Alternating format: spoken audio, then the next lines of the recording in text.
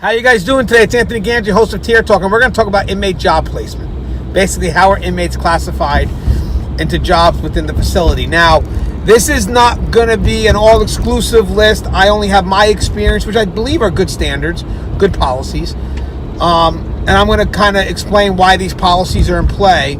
But again, they're not the only policies. Other facilities have their own ways, own practices. So I'm just going to tell you through my experience. And again, good standards. So again, if you guys like what we discussed, please, guys, the show is Tier Talk. Interact, engage, subscribe to this channel, and hit that bell. That bell's going to notify you every time I post a video up. So please stand by for our sponsors, and when we come back, we're going to talk about job placement for inmates. I wanted to attend a university that had an intelligence program. I wanted to look at problems different. I wanted to increase my critical thinking abilities. AMU offered those avenues to expand. Obtaining your degree as an adult, you're actually paying yourself and investing in yourself. You can't put a dollar on it, it's priceless. It's something that can never be taken away from you. American Military University. Learn from the leader.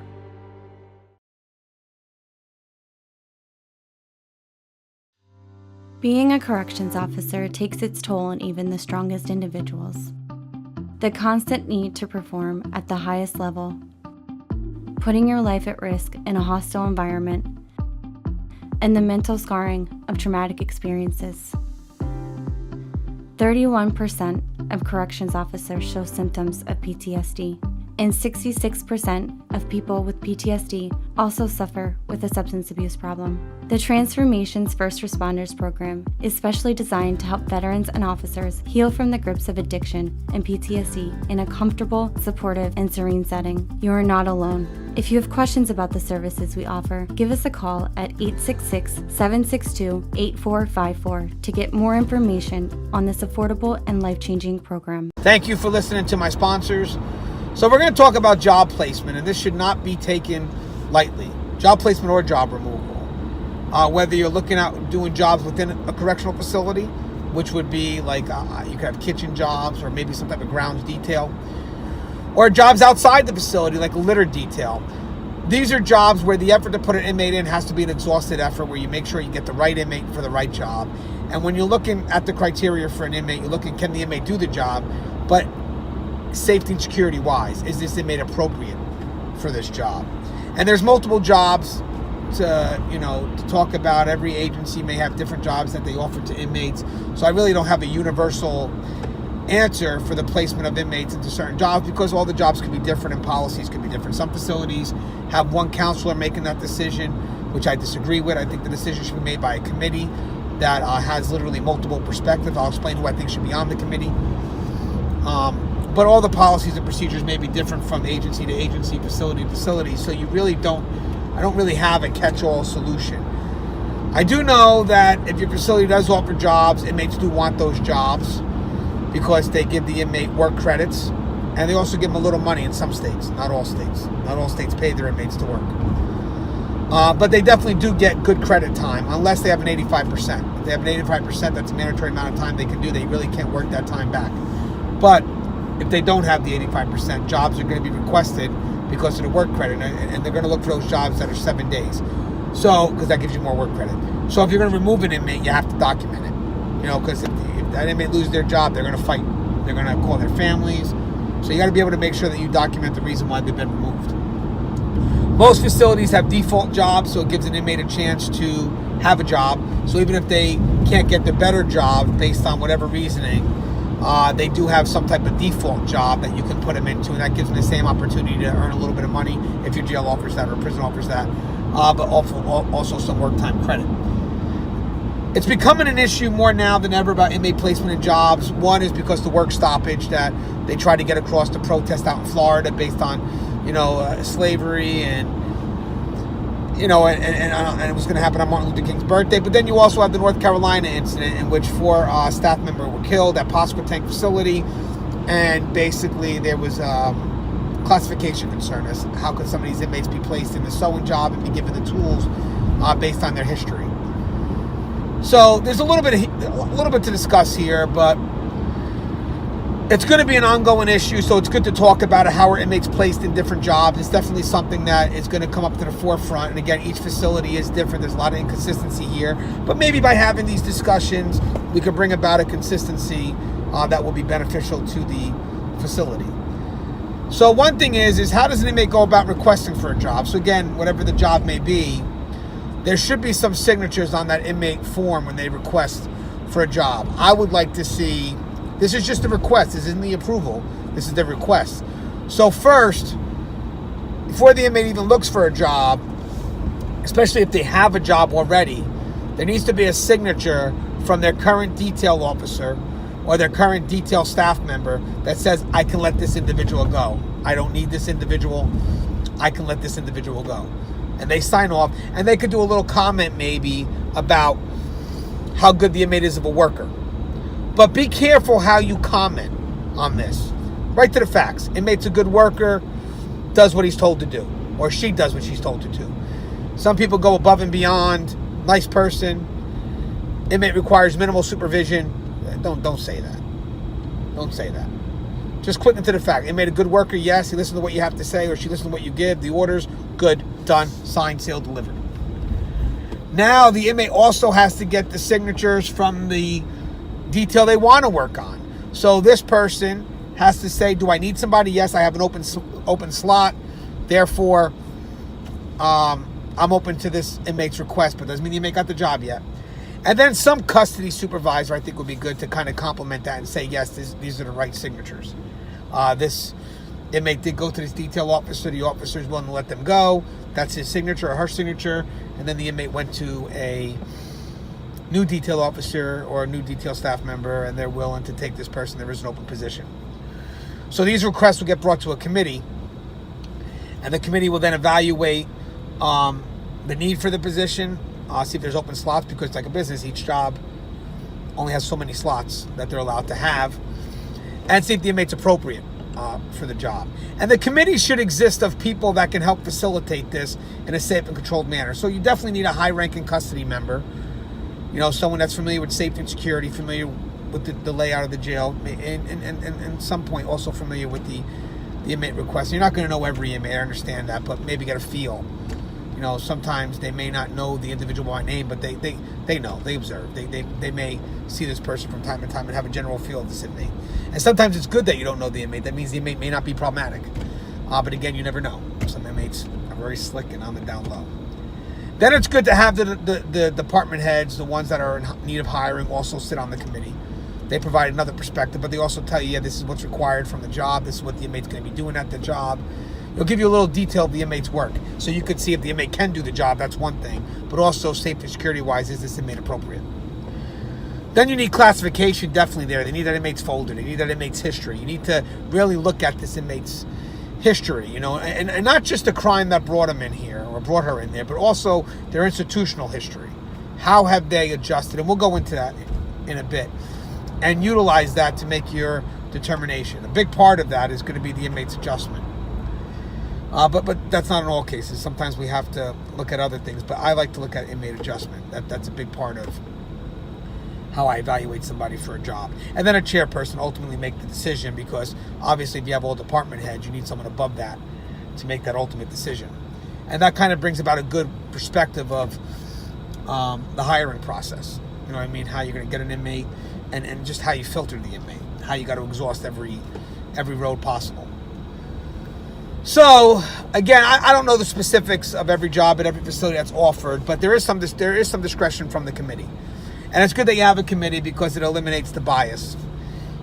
So when people go to argue that you're not hiring this individual, you're biased, no, it's a committee. The committee is well balanced. The committee has to be a balanced committee, and the bias has been eliminated. It's a good objective committee.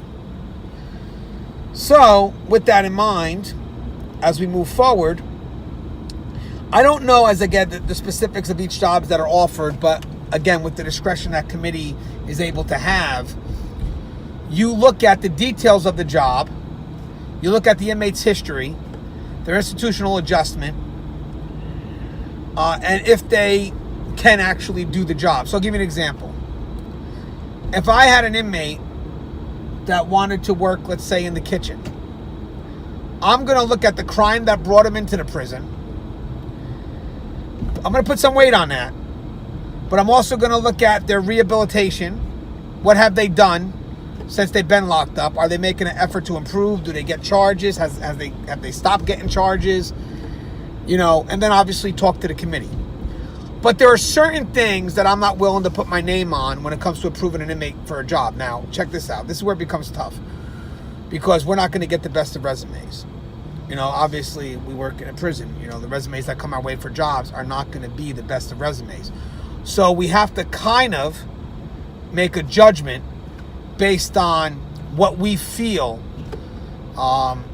is appropriate for that position and who can be appropriate for that position. And this is where there's a lot of liability here. So we're going to have to make sure that whatever we make that decision, we have to be able to justify that decision. Just in case something happens, we have to make sure that when we made that decision, it was the best decision. So if something happens, there was no way it could be avoided. It was going to happen. It was going to happen. And that's why anything that's surface, stuff that's easily seen, you cannot unsee.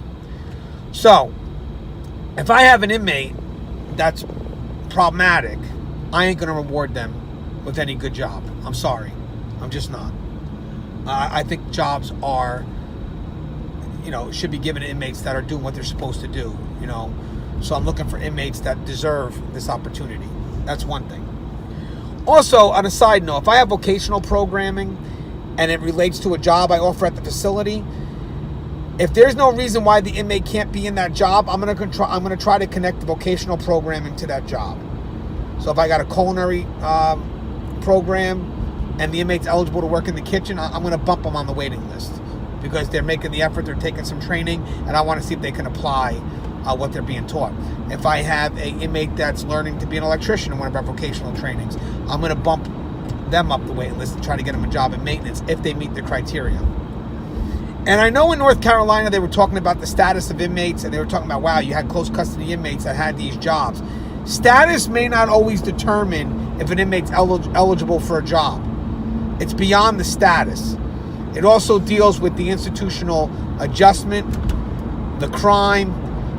You can have inmates that are high status because they have a lot of time to do, but they've never had a charge in 20 or 30 years that they've been locked up. And you could also see that they take programming. And unfortunately, you have some inmates that know how to manipulate the system. But I'm actually able to justify my choice in putting them in there because you have an inmate that hasn't gotten a charge in 20 years. It's taking constant programming. So I'm able to justify my decision. So, unless it's based on the area of the facility, if you have jobs that are in least restrictive areas, obviously you're not going to give an inmate that job. If they're in a high restrictive area. So if you have an inmate that's close custody and there's a job being offered in a lower level of custody, that inmate just doesn't get the job. He doesn't meet the criteria because of his status. But close custody doesn't always assume the inmate can't get the job. I mean, they may not be in those areas because they're problematic. They may be in those areas because their sentence determines that, or protective custody may be considered a close custody unit in some states. So again, it's more than just their status that you're looking at. You're looking at the inmate's history and also the crime that brought him in. So let's take a look at a kitchen job. Kitchen jobs usually wanted. They're 7-day-a-week jobs in some states, some agencies. Gives you a lot of working credit, pay. So right off the bat, again, you're looking at institutional adjustment. You're looking at, their behavior. Obviously, inside the facility, are they taking programs? And sometimes their institutional adjustment, their behavior inside the facility, their programming, the fact that they haven't gotten any charges, that can outweigh a lot. That can make me look past their crime to some extent. Crime that brought them in to some extent. And again, it's only based on the individuals that are coming for jobs. Everybody's going to have a history. So it's a matter of how do we evaluate that history? How do we see what they have done so far? Have they progressed?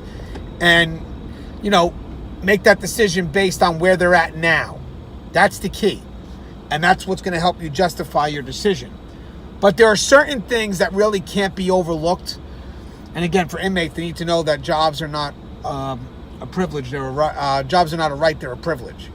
So at any time, you can make that determination. And even if it's discretionary, just on how a feeling is, not to give that inmate a job. But for me, if I have any crimes of compulsion, when I make a decision and I look at the inmate and they have crimes that to me are compulsive by nature, like arson, repetitive arson offenses, or inmates that have murdered victims using knives, I may not, and I'm saying may not, pretty much I'm not, I'm going to put them in positions where that compulsion can occur. Now, I know we have rehabilitation, but I'm signing off on that. And God forbid the person relapses. I don't want that to be on my watch. Or on a signature that I committed myself to.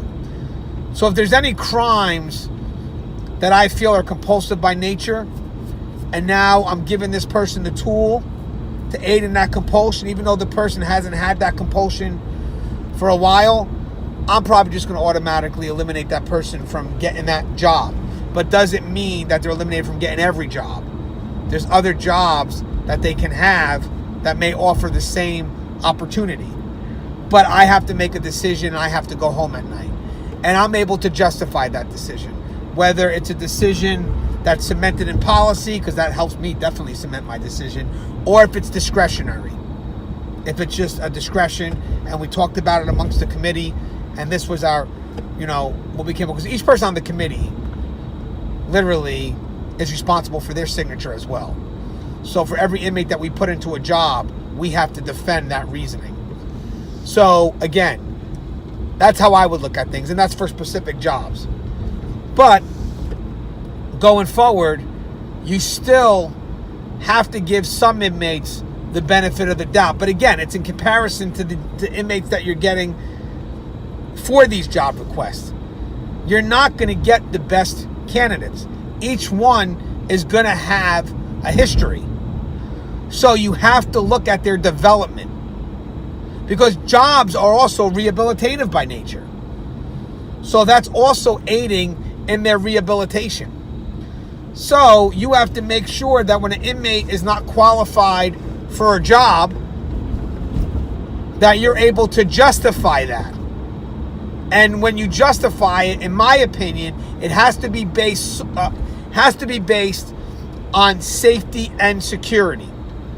I've always based it on safety and security, especially if the inmate's medically fit to have the job, because now I have to defer to safety and security. Is this inmate appropriate? A lot of facilities, they house only sex offenders, and that could be tough when giving them a job, because a lot of them may want to be, let's say, I was doing some reading on this, teachers' aides, and we have a lot of female staff members, and a lot of them, compulsion, their sex offense could be related to female victims. So now, if we're signing off on that, do we feel comfortable? But again, if that's your only candidates that you're getting, if these are the only people that are eligible for those jobs, then unfortunately, this is sad, but it's true, you have to look past that initial offense and look at their institutional adjustment. And unfortunately here, people can fake the funk, and it's sad, but if these are your only candidates that you have for these jobs, and you have to place them in these jobs, then you have to find a way to justify that choice. And again, programming, how are they doing in program? That's why you have that perspective at that table. You have someone for social service saying, hey, you know what? I believe this guy is trying to make a genuine improvement. But again, I don't want to put somebody in a position where they're vulnerable, but we may have to. So now I have to be able to make sure that we as a committee can justify the decision of putting that person into that position. And that's why I say I disagree with that one person looking at everything. Jobs need to have a committee. They need to have multiple perspectives reviewing every inch of that individual. Because we need to know, yeah, he may have programs on paper, but is he really invested in these programs? Or is she really invested in these programs? Do you see a genuine change? Or is this person taking programs for external incentives, like it's going to look good on parole or probation?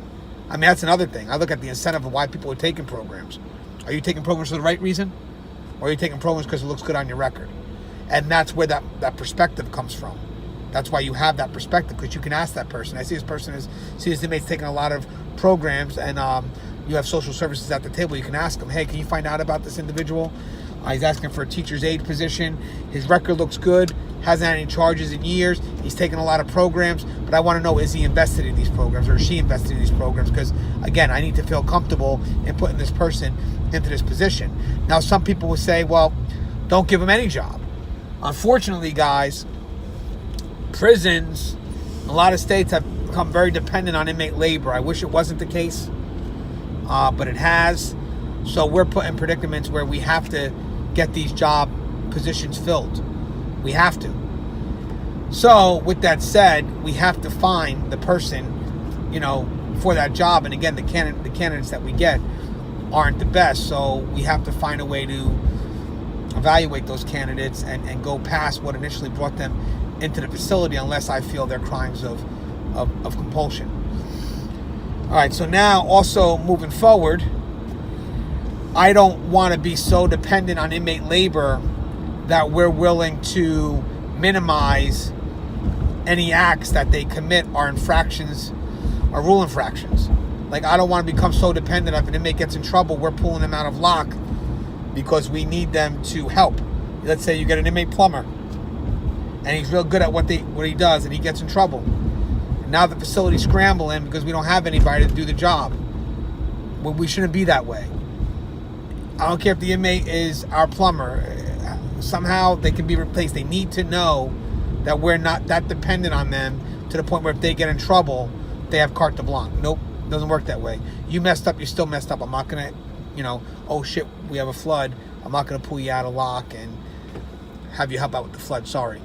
Because once inmates feel that they're needed, feel that we're desperate for them, it gives them, free range a little bit. And that's where you can see where the work stoppage came, or the protest for the work stoppage in Florida, because they know that the state saves money, and therefore money makes the world go round. We become dependent. Inmates need to know we're not dependent on them. Yeah, you may be good at your job, but you're also doing what you're supposed to do. You're good based on my standards, which I could push on anyone. So if you mess up and that inmate works for you, and that inmate commits a charge, don't defend that because the inmate's a good worker. Let that inmate do what he's got to go to lock. Let him go. Because that inmate does what you tell them to do. We can always get you another inmate. That's not a problem. But don't defend that inmate if they did something wrong and they did something wrong. Again, the key is that they did something wrong.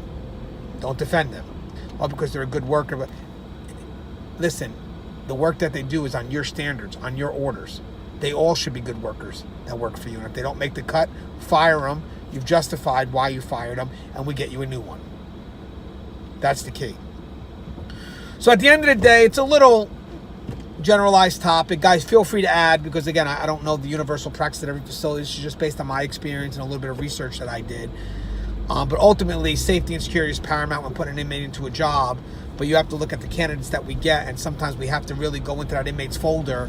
And sometimes what looks like a surface no, like, oh, this automatically a no, the decision may require a little bit more depth to that. You know what I mean? So we have to make a determination, because we may need those positions filled. So if you quickly only look at the crime that they committed, that's not 100% of what we make our answer on. Some cases of crimes of compulsion, I have leaned towards the automatic no if that compulsion can be aided in the job. Like if you, again, knives, I'm not giving you a knife. So kitchen job's out. Maintenance if you're an arsonist. Kitchen too if you're an arsonist. So, but again, those are crimes of compulsion. But because of the candidates, we have to look past their initial crime and really go into their files to see, is this person making an effort to improve? And with that collective committee, that committee can actually tell you how invested that person is. And, you just have a well-balanced committee. So for anybody that's doing it with that one person, I would recommend that should be changed. I really do think you need a collective perspective when putting an inmate into a job, because facilities are big. There's so many jobs that in some cases can be offered. You're not going to know everything. And you're not going to know every inmate. So there's a good chance at that panel or that committee, someone knows the inmate. And if you want to have in-person, that's fine. If your facility's small enough to do in-person interviews for each job candidate, I think that's excellent. That's excellent. If your facility can do that, do it. I think that's excellent. Get to talk to the inmates, see what they're about, get a general feel, and let the inmate know later on if they got the job or not. But some facilities are big. Some facilities are really big, and you just can't see every inmate that's putting in for jobs. So if you can't see them because of the layout of the facility is just huge, there's so many inmates applying. I mean, I do, as I said, I would like the method that you could see them all, but realistically that may not be possible. Then that folder becomes your means of seeing that inmate. That folder will help you justify the decision you make, whether it is to place an inmate or remove an inmate. And each decision you make has to be justified. The placement of an inmate into a job, the removal of an inmate into a job will be challenged. It will be challenged. And you have to be able to stand by your decisions, in case something goes wrong. Something goes wrong, you have to stand by, and you have to remember why you made that decision. And that this decision should be documented somewhere so you can easily roll back, especially if it was sort of a conflict. This wasn't that easy to review. We had to look at a couple of things, but ultimately this is the decision we went with. Well, you need to make note of why you made that decision, whether positive or negative, because again, it's going to come up eventually. So, just a little talk. As always, the show is Tier Talk. This show is for those who work in the shadows of justice, the brave men and women who work in corrections. We try to give out information, make sure people are aware of the practices that are. This is the truth. That's it. This channel is about the truth. So guys, subscribe, interact, engage, and hit that bell. The bell's going to notify you every time I post a video up. As always, guys, stay safe. Show's Tier Talk. My name is Anthony Gannon.